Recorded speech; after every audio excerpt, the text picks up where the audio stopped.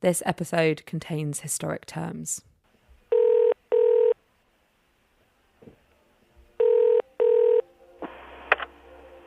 This is a logbook entry from February 18th, 1976. The volunteer who took the call was Ingrid. Caller says Evening Standard had an ad using GY where they usually say M or F in their accommodation section. He phoned the number to check, and it was indeed an abbreviation of gay. If this becomes a regular thing, it would be worth mentioning to accommodation callers. Well, I don't think GY caught on as a label for gay. Gay did, of course, but that word and what it means has changed slightly, I think. Yeah, totally. I like the way the word gay is now used for men and women. I think there's something nice about it not being gendered, for me anyway. I think historically it was gay men and lesbians, whereas now, and definitely my experience, women use gay a lot more than they used to. Yeah.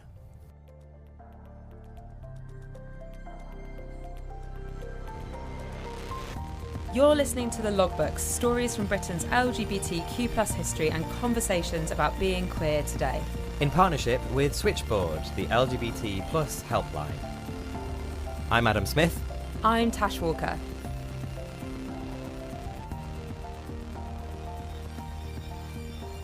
There are some cool old-fashioned words for men who have sex with men, I guess I should say, rather than gay men, because they wouldn't have called themselves gay men, but my favourite is Erning, which is a German name.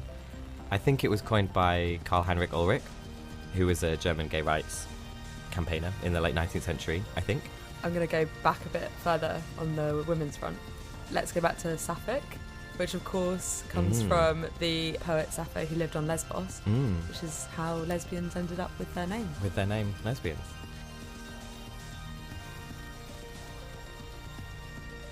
So these words and definitions and labels are changing and shifting all the time.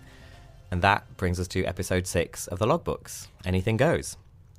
Yeah, so we're going to be looking at people's definitions and identities and how that's changed over the many different years and probably throughout life. Now we tend to use this acronym LGBT or LGBT plus or LGBTQ plus or LGBTTIA plus star, yeah, exactly, that we have today to sort of reflect the great spectrum of gender identity and sexuality and experience and all those things. And that obviously as an acronym didn't exist in the period 74 to 82, which is the period that we're looking at. So we're going to hear from all sorts of people who wouldn't have identified using that acronym in the 70s. Mm-hmm. And some people, especially in the 70s, refused the labels completely, such as Neville and James.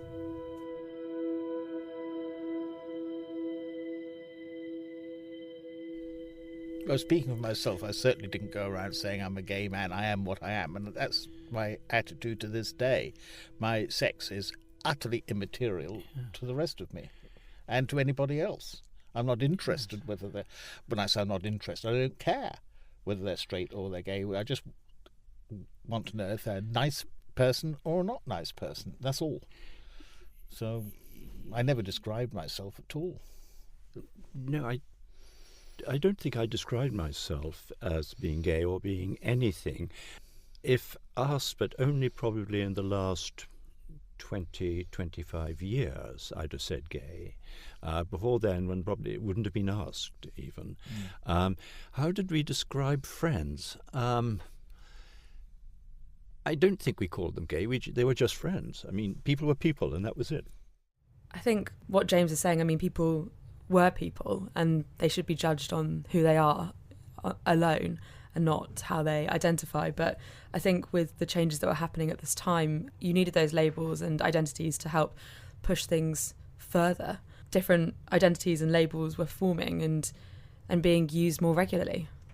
But the definitions of those labels are always disputed. There's an entry in the logbook from March the 6th, 1976, which is actually 2 small letters to the Daily Telegraph that have been snipped out of the newspaper and sellotaped into the logbook. The first one comes from a Mrs. M. Mason, London SW16. She's responding to an article that mentioned the word gay. And it says, "I will never ever forgive the sons of Sodom for appropriating the most precious word, gay."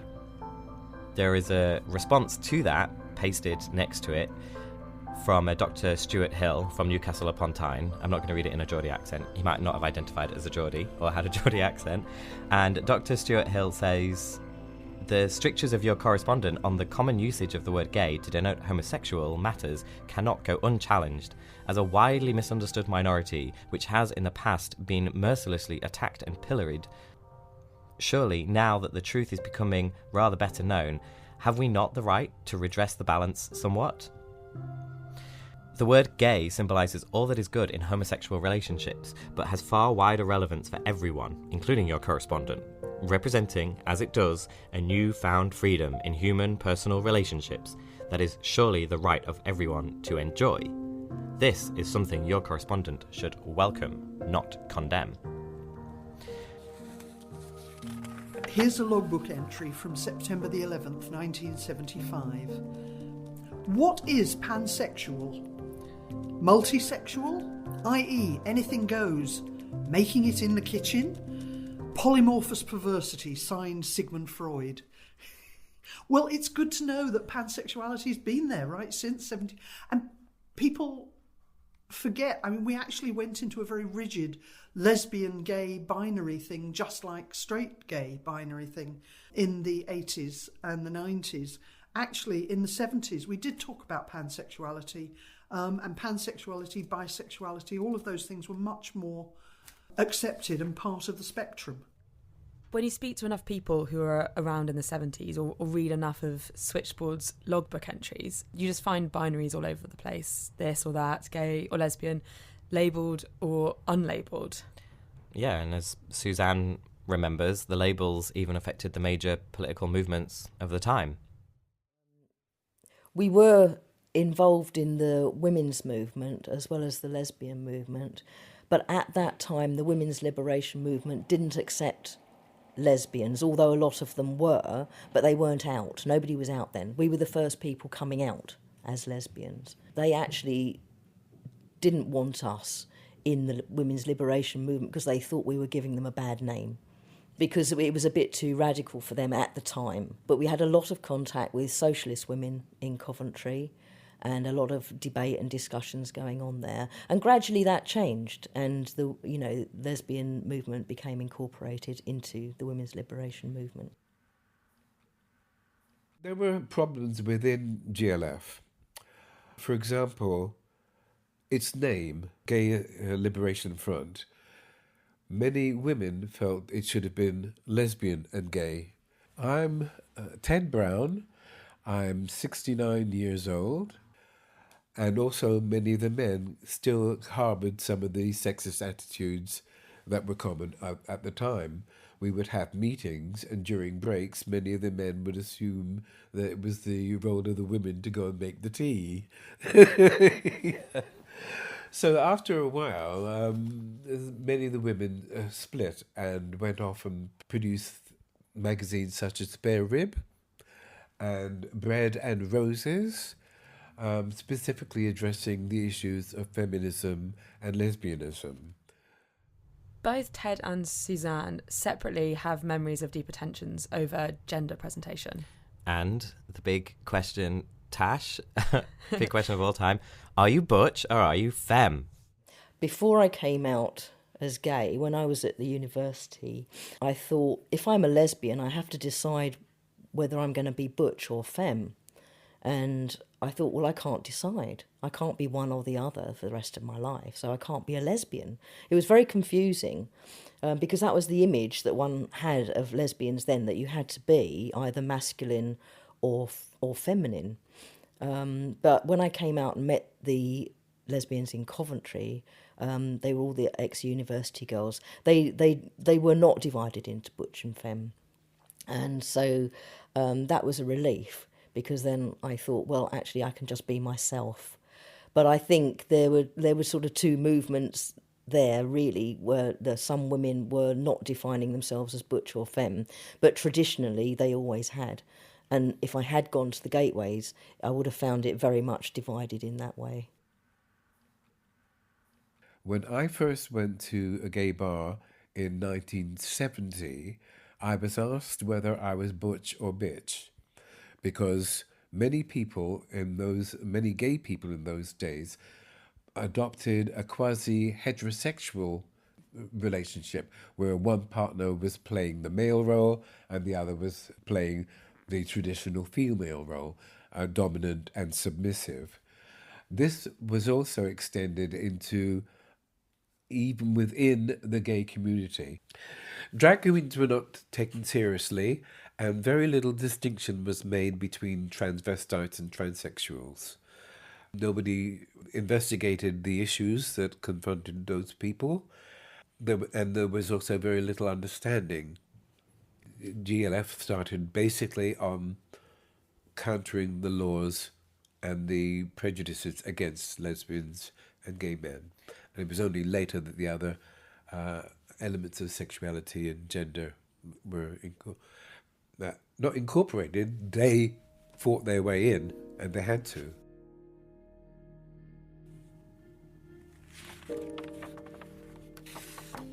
So this is a logbook entry for July the 26th, 1978, and the volunteer is DG, and it says there's a new file, bracket black, close bracket, which has a fairly comprehensive details relating to transvestites and transsexuals. This includes info as to which bars, clubs, etc. they can go to. This file should be compulsory reading for all volunteers. In the 70s, and this is not news, this was the language that was used, and there were two possibilities.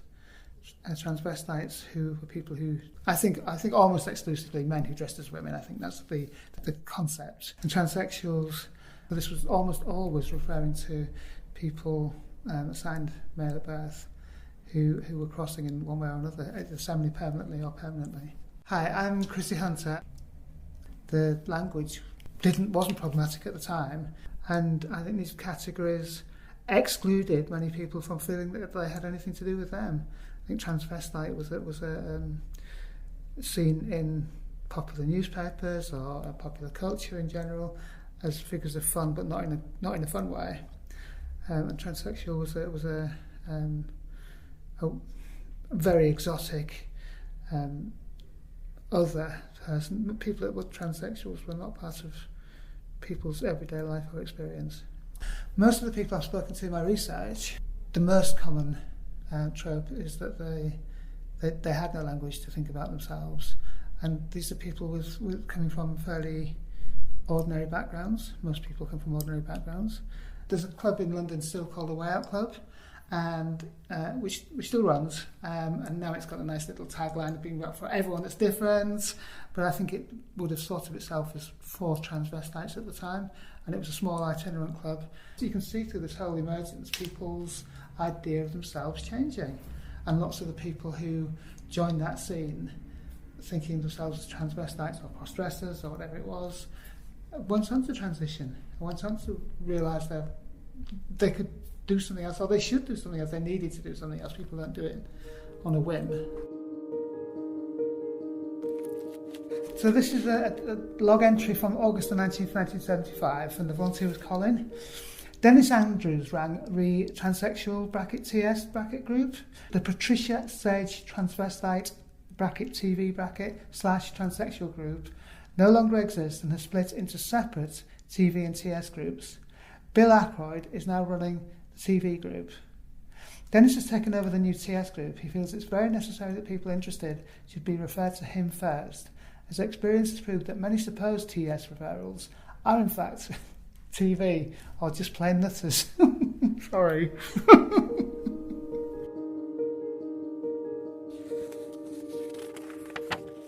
This is a log entry from March 11th in 1976, and the volunteer was Helen.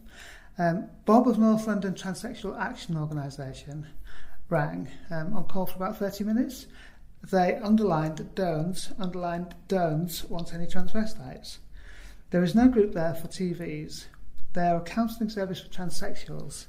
Gay News is wrong to list them under TV/TS, and they have told them so.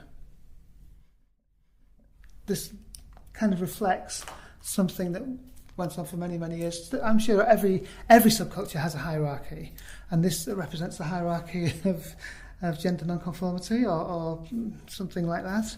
And so the top of the pyramid is the I'm using the words in an informed way: passing post-operative transsexual, possibly in stealth, who has successfully become the thing that they're supposed to be. And bottom of the pile is Bob the Builder, who puts on a bit of glam stuff on a Friday night and doesn't really shave very well and doesn't really do anything with the voice and just walks around holding pints of beer and possibly has a sexual fetish for women's clothing. And so and that was very much a hierarchy that existed for many, many years. And I still know people in trans communities who discuss post-op, pre-op in terms of a hierarchy. So it hasn't entirely gone. As Chrissy says, transgender people were very poorly understood in the 70s, and it would still be quite a lot of time before they broke through. Bisexual people were also on the back foot, as Diana remembers. It wasn't LGBT. Those letters hadn't really been formed. It was kind of talk around it, but they hadn't formally been attached to the lesbian and gay alphabet at that time. Everybody thought they knew what bisexual was. Everybody thought they knew what bisexuals were and how they wrecked people's lives. It was always, it was more on the lesbian side against bisexual than it was the gay men. I'm going to be a little bit blunt around some of the things that some of the guys, they weren't really concerned if the guy was bi or not. It was someone attractive they wanted to fuck. And that for them was good enough. But for a lot of lesbians, there was kind of this still fluffy feeling around being a dyke.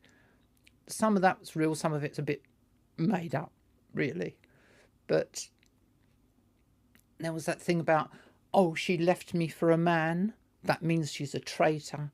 She's let womanhood down. She can't be a true feminist if she's doing this to another woman, There was all this kind of stuff. If she's left you for a bloke or another woman, it makes no difference. She's left you for someone else. And there was all the stuff about, well, if she'd been with a guy at some time, then I don't want to know her. There was that sort of purity thing. We call it gold star now. But at the time, that was like the pure lesbians or the political lesbians. There was those who'd come to it later in life. There was still like a hierarchy of being a lesbian at that time. It was seen as like the butch that had never been with a guy was like top hierarchy. Then there was the butch that might have been with a guy at some time in her past, but that was a long time ago. And a long way down after that was femmes, and then femmes that had been with a guy, and then bisexuals. Well, nobody wanted to go anywhere near a bisexual. With so many labels and different identities under discussion, and with so many conflicts arising, it was no wonder that some people formed smaller groups. Forming a group with people like you can be very powerful. So I'm reading here this entry from the 29th of May 1976, and the volunteer writes, "We had a telephone call from the people who have set up the Black Lesbian group, which we have on our files. They want it taken off, and I have done so. But it has occurred to me, a moment too late, that I should have asked them to consider using the Women's Workshop as a mailing address. I will write and ask them." Yeah, I can see exactly why those women wouldn't want just a generic gay group giving out information about a Black lesbian group. They'd likely attract attention that they wouldn't want and possibly have their resources stretched too thin. So when I worked with a few other women to start the Black lesbian group, we had our post sent to a women's centre. And I remember the first time I went to pick up the post, I was really excited because our pigeonhole was stuffed full of letters, and I pulled them all out thinking, goodness, who knew there were so many black lesbians who would write to us? And as I've started to open them, I got increasingly disappointed because each one was, oh, we heard about your group and we wondered if you'd come and talk to us, or we heard about your group and we wondered if you can give us some information on this. And practically none of them were actually from black lesbians who wanted to make contact with other black lesbians. And so an awful lot of our time and energy was given over to supporting others rather than the women that we wanted to support. We have one more story about labels. We heard in an earlier episode about the label temperamentally unsuitable to work in the case of a childcare worker sacked because she was a lesbian. So there were lots of labels thrown at people, but Julian's got a good story about how he used this to his advantage. I was regarded at the age of 17 as being temperamentally unstable to work because I attended my first ever youth unemployment interview in thigh-high silver boots, a very long dress, a big flower hat, and a hippie blouse. So I said, nice little job. Yeah, I wouldn't mind working anywhere. And they looked at me and when I offended, they said, just sign this piece of paper. We'll send you money. That was it. So, I funded my activism and wandering around and doing various things through being somebody who the state could not cope with and was prepared to put me on the dole and not have to go through all the hoops that people probably have to go through today. One has to remember it was still at the tail end of when you could go on the dole and do an awful lot of activism paid for by the state. It feels like language is becoming more fluid and people are recognising that, and recognising not only that labels or identities may change throughout their life, but that that's actually a positive thing and that that's something that should be accepted. One thing specifically among the community, if that's the right word, of men who have sex with men is that there are a whole other category of labels which are to do with body type, and sometimes these can be really positive and sometimes they can be really negative in the way that people use them. I'm thinking of words like otter for a slim man who's a little bit hairy, or twink for a young kind of baby-faced young guy kind of thing. Yeah, I think there's similar things going on in the lesbian or gay women community with this butch versus femme identity.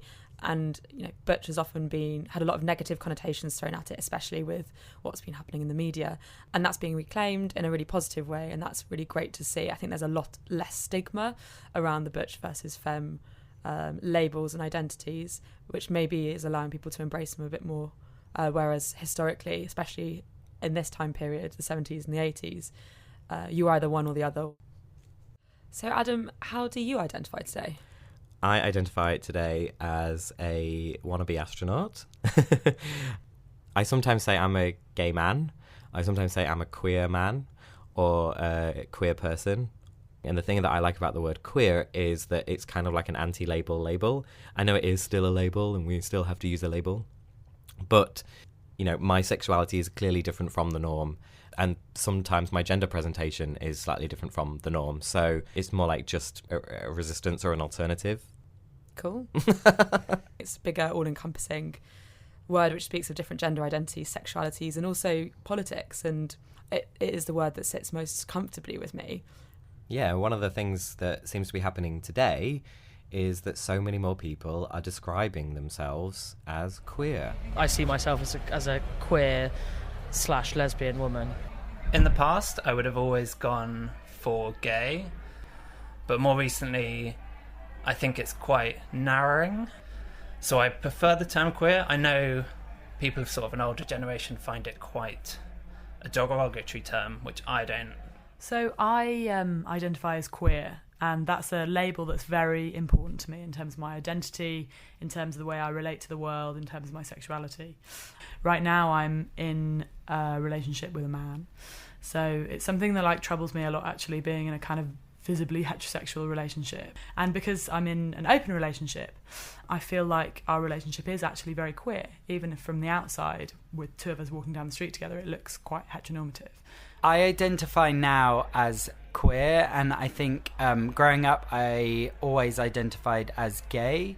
It feels more of a catch-all sort of term, a more positive term, whereas gay, I feel, just puts you in a box. Down with boxes! Some of the words and identities from 1974 to 1982 are now gone, and some live on. To bring us right up to date, we spoke to two people who talk perceptively about all of this. We're going to let them introduce themselves first. My name is Owl. I am a non-binary trans person who is also pansexual. I'm Fox. I'm a non-binary trans person of colour. I use they, them pronouns. I'm also left-handed and I'm pansexual. The way in which gender and sexuality are seen and the language that we use has changed significantly over the years, and today the words and terminology that we use is nothing like the terminology that people were using back in the 70s. Some examples of that is transvestite and transsexual were words that were used quite a lot back in the day, TV or TS. There's been a lot of change in terminology about trans issues, in particular in the past decade, I think. I mean, back in the 70s, 80s and 90s, we had usually there was just talk about transsexuals and transvestites, but today we have a much wider terminology when it comes down to trans, and we have a lot more nuance in people's identities and how they frame their own experience or their expression.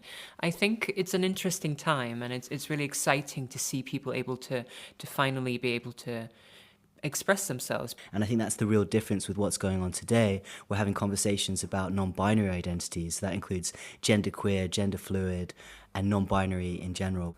I think language is incredibly important to identity because it's the way we explain to ourselves and to other people how we feel and how we see ourselves. And I think if you don't have language to explain who you are, how you feel, or how you identify or who you are, you feel lonely and you feel lost. The internet definitely has allowed people to find a community and find other people who use similar language or similar words to describe their experience. I mean, the internet definitely helped me come out and was where I started to explore who I was. I started playing an online game called World of Warcraft, which is a bit embarrassing to say.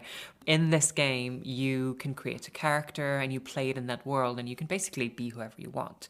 And that's where I sort of unconsciously started exploring a bit what it would be like to be a different person than what everybody thought I was. And obviously I'd played video games before that, but this was the first time where I really started to reflect and explore that. And that sort of led me to realizing that I was trans. Eventually I wanted to meet the people that I met in this game, and they didn't necessarily know I was trans, but when I met them, that was for the first time that I presented how I felt comfortable. I was able to be anything other than a boy, basically. And that was really significant for me, even though for them it was just a casual meetup somewhere. I think, yes, the internet definitely helped me, and I don't quite know where I would be today if I didn't have the internet, because I'm from quite a rural area back in Iceland, so I wouldn't have been able to find trans people or anything about it without the internet. I remember at the start of my transition, it was so important to me that people use the right pronouns, even if my exterior didn't really reflect that particular pronoun. And I'm so excited in the past few years that we've been able to extend the discussion about pronouns to include they or other non-binary pronouns. Pronouns are just how you gender someone when you speak about them, whether you use he, she, or they, and it's a way of recognizing people's gender identity, really. And for most people, they just assume if someone looks a certain way, they use she pronouns. If someone looks a certain way, they use, male pronouns. But usually that adds up. But for some people, it isn't that simple. And that's why I think in particular for trans people who don't always look how people might expect them, or people might assume different things. So for trans people, they're massively important, whereas for the vast majority of people, they might not think that much of it. I think there's still a real confusion with people between sexuality and gender identity, and it's because it's been so connected throughout the decades. And I think only now we are really starting to create a distinction between the two. When we talk about identities, it's important to realize that they shift through time, they shift through cultures. The way that we speak about trans people in the UK is completely different to how people speak about trans people in India, for example. So we always have to be aware of the context and the time, what's happening around you, and all of these things factor in into how identity is created. So I guess that shows us how social definitions are just a product of society and of time and of culture. So often people want to become a part of a community, and one of the main reasons for that is because they feel isolated. And there are plenty of logbook entries that are about those phone calls that come from people dealing with loneliness. So our next episode is going to be about isolation. Calls to Switchboard are confidential, so to bring the logbooks to life, we've changed the callers' names. The Logbooks is produced by Shivani Dave, Adam Smith and Tash Walker, in partnership with Switchboard, the LGBT plus helpline. If you think other people would like the logbooks, please rate and review us on Apple Podcasts or wherever you get your podcasts. These ratings and reviews really help others to discover the show. You can send us your feedback and stories to hello@thelogbooks.org. Our music is by Tom Foskett Barnes, and our artwork is by Natalie Dotto. Thanks to Steph Dickers and team at the Bishopsgate Institute, the folks at ACAST, Gareth Mitchell at Imperial College London, the staff and volunteers at Switchboard, and all the contributors who shared their stories. 45 years on, Switchboard continues to take phone calls from 10 a.m. to 10 p.m. every day. If you're affected by any of the issues in this podcast or need to discuss anything to do with gender identity or sexuality, you can call Switchboard on 0300 330 0630. Email chris@switchboard.lgbt or instant message via switchboard.lgbt, where you can also donate money or time to help.